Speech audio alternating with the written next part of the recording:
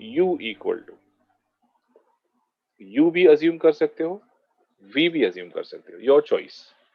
इसको आपको real part of an analytic function assume करना है। Let u is equals to x cube y minus x y cube, या फिर v चाहिए v भी अज्यूम कर सकते हो। c को इग्नोर कर देना बिकॉज c वैसे भी लेकर फायदा नहीं है, क्योंकि मैं इसका अभी डेरिवेटिव करने जा रहा हूँ। डेरिवेटिव करने से तो डेरिवेटिव c का जीरो ही हो जाएगा। So never take the constant वाला पार्ट।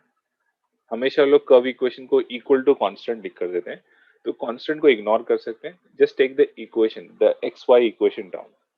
तो we have to write let u equal to, और अब इसको करना है डेरिवेटिव। एक्स क्यूब का डेरिवेटिव हो जाता है 3x square, y as it is, minus x का derivative 1 and y cube as it is, to get ux. Once you get ux, you find out uy also. अब x cube constant रहेगा, y का derivative 1 minus x constant रहेगा, y cube का derivative 3y square. तो you have to get ux, uy. We then write, we have, as I told you, I am not doing anything new. हम लोग जो पहले कर चुके ना, ये वही है। We have f dash z is equals to ux plus ivx. लेकिन vx तो नहीं है मेरे पास। मैं कहता कोई बात नहीं, vx की जगह I can write minus ui. I will modify my f dash z. F dash z become ux minus I uy. F dash z is equals to become ux. If I'll substitute here, ux is 3x square y minus y cube. Then minus I into uy substitute करते हैं तो uy बनता है x cube minus 3xy square. मतलब हम लोग क्या करने जा रहे हैं भाई, हम लोग f of z he find करने जा रहे हैं। f of z is the family of curve. f of z पूरे कर्व की फैमिली को बोलते हैं। उस कर्व की फैमिली में दो ऑर्थोगोनल्स है, दो पार्टनर्स है। एक पार्टनर u है, दूसरा पार्टनर v है। दो नेबरहुड्स है, दोनों साथ में रहते हैं फैमिली में। तो फैमिली ऑफ कर्व मतलब f of z. F of z is equals to u plus i v is the main family. उस फैमिली के अंदर दो पार्ट्स है, यू एंड वी। यू एक कर्व है, वी उसका ऑर्थोगोनल है, या वी एक कर्व है, वी का ऑर्थोगोनल यू है। तो it is actually simply asking us find v of this u given to us, या फिर find u of this v given to us. एक अदर वर्ड्स में पूछा हुआ है, लेकिन करना वही है जो टाइप 3 में करते आ रहे थे। मतलब if you assume u is given, अब u से आप v जनरेट करना है, और अगर आप अज्यूम करते हो v इज गिवन तो v से आपको u जनरेट करना है। इसका सिंपली वो मतलब है। So we have found out f dash z। आगे बढ़ के इसका मिल थॉमसन मेथड लगाते हैं, empty method, so that you get f dash z equal to the first term becoming 0 minus second term भी 0 because y 0 थे जा रहा है। then minus I into ये x हो जाएगा z cube, but then again 0. See, we getting 3 zeros और एक x ही है बस, वो z टर्म आ जाएगा, z cube. तो what is f dash z equal to? We write it equal to minus I z cube. This is my f dash z. f dash z को integrate करना है, integrating with respect to z, so that you get f of z.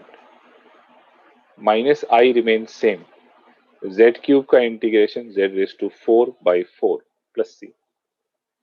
So f of z has been found out. f of z integrate हो गया, लेकिन problem stop नहीं हुआ। आपको आगे बढ़कर अभी इसके कन्वर्जन्स करने हैं।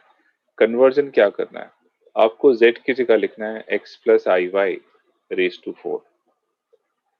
z has to be put as x plus iy raised to 4, और ये पूरा एक्सपांड करना है। एक्सपांशन करने के लिए आपको a plus b raised to 4 का एक्सपांशन पता होना चाहिए।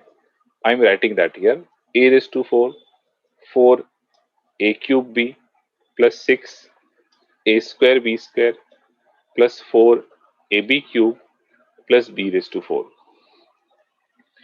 यू कैन टेल मी कि सर ये तो याद नहीं है, कैसे याद रहेगा?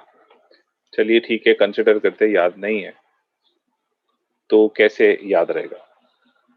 तो how to write the equation of any a plus b, raise to 4 ही नहीं, रेस टू 5 आ जाए, रेस टू 6 आ जाए, रेस टू 10 आ जाए, रेस टू 12 आ जाए, जो चाहिए आ जाए। इसका एक फॉर्मेट है, वो फॉर्मेट समझ लेते हैं तो आपको याद हो जाएगा। हम लोग स्कूल में खाली स्क्वायर्स एंड क्यूब्स ही याद रखते हैं, हायर पावर्स को याद नहीं रखते हैं। कुछ चीजें हैं जो कैल्सी में फाइंड होगी। मैं चाहता हूं आप कैल्सी ऑन करें and type in the calculator 4, type in the calculator 4। और कैलकुलेटर में दो दो बटन यूज करना है, एक बटन है शिफ्ट और दूसरा बटन है डिवाइड वाला, शिफ्ट डिवाइड। 4 के बाद आप शिफ्ट डिवाइड प्रेस करोगे तो कैल्सी में लिखा हुआ आ जाएगा see, your calci will display see, 4C, then you have to write 0, 4C0 पहला टर्म, मुझे इसका वैल्यू चाहिए। Tell me what is your calculator giving me 4C0 का value? 1. Ji, it is giving us 1। तो ये फर्स्ट टर्म होता है, मैं आगे बताता हूँ क्या करना है। उसके बाद ए आएगा सबसे पहले, first letter a with the highest power, raise to 4। Then after that you must write 4C1 और ए का पावर एक कम कर देंगे, रेज टू 4 था, रेज टू 3 हो गया। और बी यहां पर आकर इंट्रोड्यूस हुआ है, बी यहां से आकर स्टार्ट हुआ है, पहले में बी नहीं था, यहां से बी इंट्रोड्यूस हुआ है। उसके बाद यू राइट 4C2, ए का पावर और कम करेंगे, square, and b is going to adduce, b और बढ़ जाएगा। ए रिड्यूस होता है और बी अड्यूस होता है, ए कम होते जाएगा, बी बढ़ता जाएगा, प्लस 4C3, ए का पावर और रिड्यूस हो गया और बी का पावर और भी इंक्रीज हो गया। एंड फाइनली 4C4, ए अभी होगा ही नहीं, बिकॉज आपने देखिए रेस टू 4 कर दिया, रेस टू 3 कर दिया, रेस टू 2 कर दिया, रेस टू 1 कर दिया, और अब ए नहीं रहेगा, अब ओनली बी आ जाएगा with the highest power, raise to 4।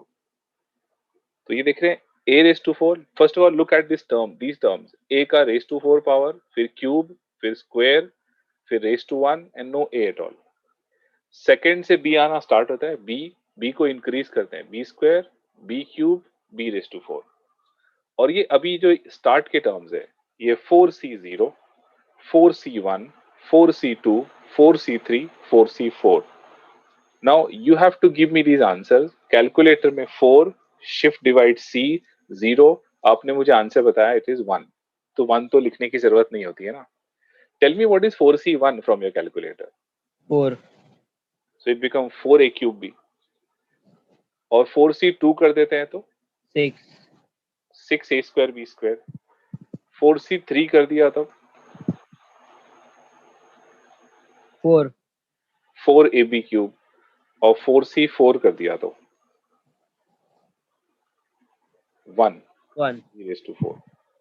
तो इससे मैंने फॉर्मूला बना दिया था, मुझे याद था क्योंकि बहुत बार करता हूं ना, तो याद रह जाता है। अगर आपको याद नहीं, कोई बात नहीं, आप क्रिएट कर सकते हो। सो अब जब बात निकली है तो एक जरा प्रैक्टिस के लिए please try a plus b raised to 7। Come on, let us try a plus b raised to 7। देखिए क्या करना है, कैलकुलेटर से आपको देखना है 7C0, हमेशा जो नंबर होता है ना सबसे बड़ा, ये नंबर, एंड C0 से स्टार्ट करना है ऑलवेज। यू विल फाइंड हमेशा NC0, एनीथिंग C0 1 ही होगा। Is it? 7C0 का वैल्यू हाँ sir.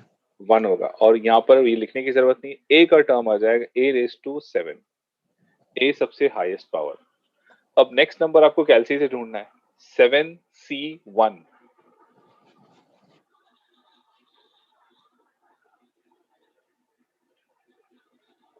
7 shift divide C1, you will find that becomes 7. What about the term of A? A का power reduce हो जाएगा, पहली बार 7 लिखा था ना, अब A का पावर कम कर दो, A रेस टू 6 हो गया, और B यहां पर इंट्रोड्यूस करो, B यहां से आना शुरू होगा, plus the next number, this I don't remember. 7C2 क्या होता है?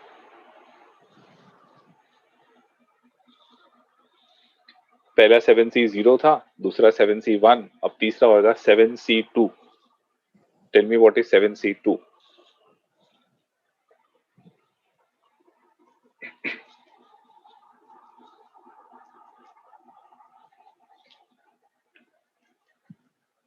Twenty 1, that's right Ram, 21। A का पावर रिड्यूस और होगा 5, और बी का पावर इंक्रीज हो जाएगा, स्क्वायर। फिर जरूरत पड़ेगी आपको 7c3 की। See what is 7c3? तो 35। 35। ए का पावर और कम करो, रेस टू 4, और बी का पावर और इंक्रीज करो, B cube, then 7c4।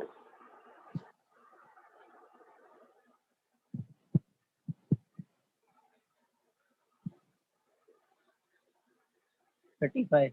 35 again. A more reduced, a cube, b more increased, b raised to 4. अब नंबर्स उल्टा जाएंगे। अब 7c5 देखोगे ना, 21 आएगा। हाँ। अब उल्टा जाने लगेगा, a स्क्वायर करेंगे और b और इंक्रीज होगा, रेस टू 5। फिर नेक्स्ट नंबर 7 आएगा, a b रेस टू 6 हो जाएगा, और लास्ट नंबर 1 आएगा और b रेस टू 7 हो जाएगा। इसे कहते हैं बाइनोमियल थ्योरम, बाइनोमियल एक्सपांशन।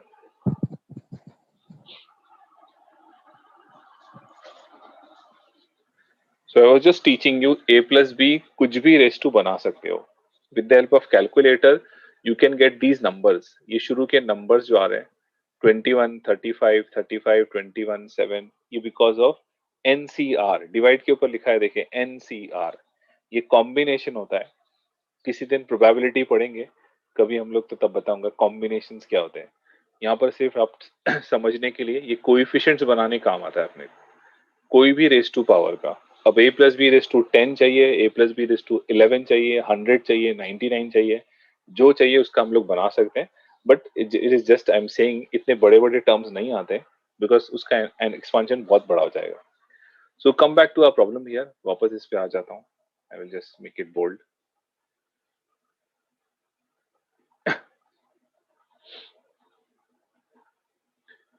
तो we come back to the question.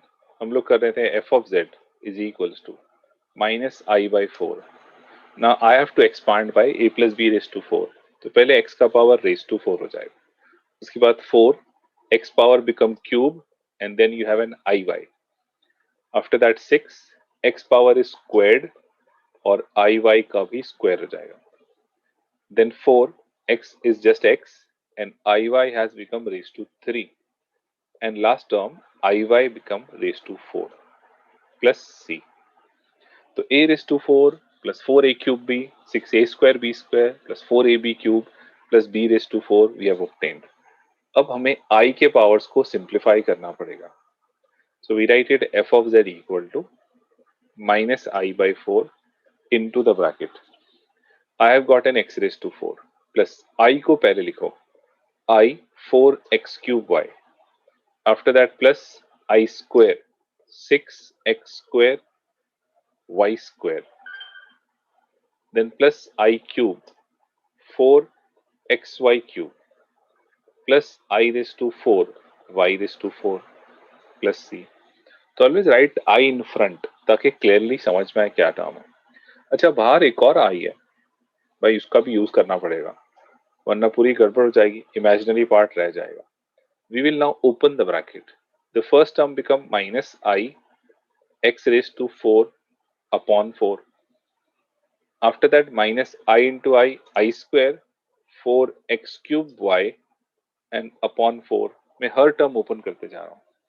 Minus I cube 6x square y square upon 4 minus I raised to 4 4x y cube upon 4 minus I raised to 5 y raised to 4 upon 4 plus c I raised to 5, sorry। Every term got multiplied with minus I।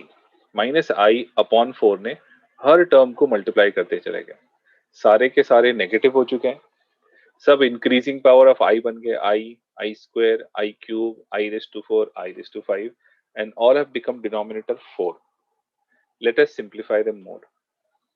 f of z equal to, first term का कोई simplification नहीं, ये जैसा है वैसे ही सही है। I से कुछ भी और सिंप्लीफाई नहीं कर सकते हैं, लेकिन नेक्स्ट टर्म I स्क्वायर, हाँ ये सॉल्व कर सकते हैं। I स्क्वायर की वैल्यू -1 होती है, तो माइनस इंटू माइनस ये सबसे पहले तो प्लस हो जाएगा, एक बात। दूसरा 4/4 भी तो कैंसिल हो रहा है, तो 4/4 भी कैंसिल होकर this term going to become x³ y, यहाँ पर i टोटली एलिमिनेट हो गया। नेक्स्ट टर्म i³ का वैल्यू होता है -i, minus of minus becomes +i, और 6/4 में भी कैंसिलेशन होगा, so this become 3x² y² upon 2। तो यहां पर भी हमने सिंप्लीफाई कर दिया। फिर i⁴ पर आते हैं। i⁴ का वैल्यू +1 होता है, वो कैसे?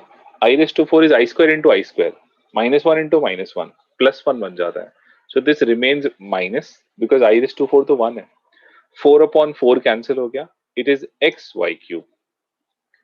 फिर i⁵ का मतलब ओनली i होता है, so it becomes -i y⁴ upon 4 plus c। तो we have finally simplified all of them. i के पावर्स को हमने सिंप्लीफाई जितना हो सकता है किया। Now organize them as real part and imaginary part. f of z equal to, अब देखिए रियल कौन सा है जो बिना i का रह गया? x³ y, yes we take x³ y first. और कोई रियल टर्म है, और एक है -xy³, वो भी सही है, -xy³। Any more real term? We see no other real term, बस रियल टर्म दो ही है। इसके बाद आई के बाजू में इमेजिनरीज को लिखते हैं। इमेजिनरीज मेरे पास ज्यादा है, -x⁴/4 plus 3x² y² minus y⁴/4 and then I write +c। तो मैं अब f(z) को मैंने फाइनली पूरा प्रॉपर वे में लिख लिया। ये पहला term if you remember is u, the red one, और i के बाजू में जो होता है वो हमारा हो जाता है v, the blue one. Question को चाहिए था v, ऑर्थोगोनल ट्रैजेक्टरी मतलब अगर u सपोज किया तो v। और आप एक और बात देख लीजिए, u बराबर भी आ गया। देखें u जो गिवन क्वेश्चन में अपन ने अज्यूम किया था u, वो बराबर रेड की प्लेस पर आ गया, x³ y माइनस xy³। तो we have to write here v is equals to, we have to mention v is equals to, v मिला है -x⁴/4 plus 3x² y² x² y²/2 minus y⁴/4। आपने उसमें से v obtain करना है। Answer लिखने के टाइम पर you must suppose it, let it -x⁴/4 plus 3x² y²/2 minus y⁴/4 equal to c। आपको अज्यूम करना है एज इक्वल टू c। और भी सिंप्लीफाई ये कर सकते हैं कि इसके अपॉन फोर्स को we can take common and multiply with c। We can multiply with c, कैसे देखें? Minus if I take complete common 4 denominator में, तो बन जाएगा -x⁴, 6x² y² minus y⁴, and it is written equal to c। 4 को सामने multiply कर देते हैं, so that is -x⁴ plus 6x² y² minus y⁴ equal to 4c. More we can simplify by multiplying by minus sign. Multiplying by minus sign. x⁴ minus 6x² y² plus y⁴ and equal to -4c. ये -4c can be written as a new constant. कुछ भी नया constant नाम दे सकते हैं। नया constant मतलब कुछ भी लिख सकते हैं। Yes, you can write it as any letter. आप चाहे तो इसको लिख सकते हो alpha, you can write it as beta, you can write it as capital C, you can write it as C1, you can write it as C'। कुछ भी लिख सकते हैं, लेकिन C नहीं लिख सकते बिकॉज C चेंज हो गया। C था वो 4 से मल्टीप्लाई हुआ, एक कांस्टेंट 4 से मल्टीप्लाई होगा, सेम तो नहीं रहेगा, चेंज हो जाएगा। माइनस से मल्टीप्लाई होगा तो भी चेंज हो जाएगा। तो चेंज होकर उसको कोई नया नोटेशन दे देना है, बस that is it, but it will remain a constant. एक कांस्टेंट दूसरे कांस्टेंट से मल्टीप्लाई होता है तो कांस्टेंट ही बनता है। माइनस से मल्टीप्लाई होने के बाद भी वो कांस्टेंट ही रहता है। हाँ, सिर्फ एक नोटेशन ऑफ कांस्टेंट को चेंज कर दो। अब कैपिटल सी लिख लो, छोटा सी था तो कैपिटल सी लिख लो, सी डैश लिख लो, C1 लिख लो, अल्फा लिख लो, बीटा लिख लो, ABCD कोई भी लेटर लिख सकते हो. तो our answer is going to be now, thus the orthogonal trajectory is x raised to 4 minus 6x square y square plus y raised to 4 equal to C dash.